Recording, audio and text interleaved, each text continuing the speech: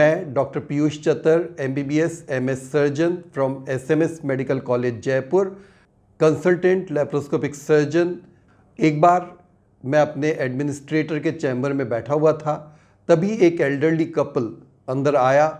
जोर से उसने टेबल पर एक्सरे रखा और बोला, कल मेरे कान में दर्द था, मैं आपके अस्पताल दिखाने आया, ईएनटी डॉक्टर को दिखाया।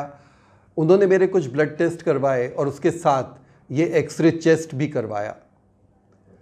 आखिर मुझे समझ नहीं आता कि कान के दर्द का चेस्ट से क्या रिलेशन, लेकिन इतना ज़रूर जानता हूँ कि आप लोग ये सब एक्सरे और ब्लड टेस्ट क्यों फालतू में कराते रहते हैं। खैर, उसकी आवाज़ काफ़ी ऊंची थी, मुझे अच्छा नहीं लगा। मैं बाहर निकला और अपने चैम्बर में आकर सोच रहा था अपने प्रोफेशन के बारे में।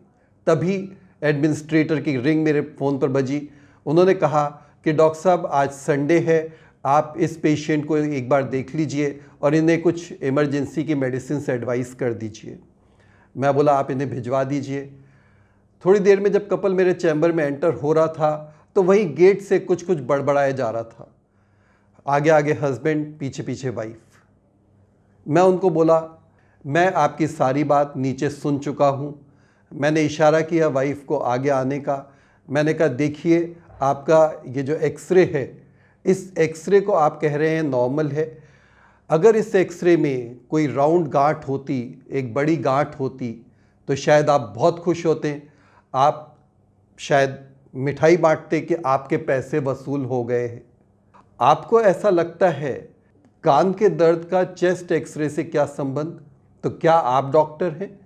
जो इतनी पढ़ाई के बाद हमें बताया जाता है कि कान के दर्द का छाती के एक्सरे से क्या रिलेशन है।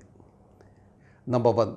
नंबर 2, आपको अगर ऐसा लगता है कि एक्सरे ज़बरदस्ती कराया गया या एक्सरे और ब्लड की रिपोर्ट्स अगर नॉर्मल हैं, तो आप ऐसा समझते हैं कि इसमें डॉक्टर साहब का कोई वेस्टेड इंटरेस्ट है, ज़बरदस्ती टेस्ट कराए गए हैं।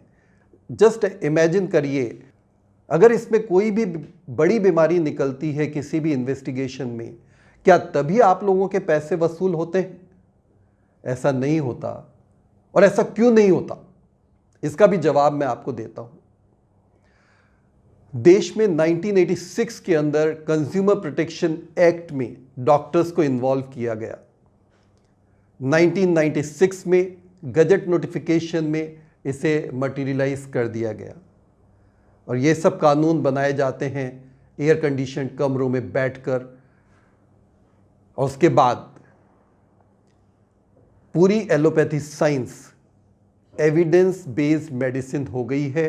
हमें ट्रीटमेंट का एक सपोर्टिव डॉक्यूमेंटेशन चाहिए होता है।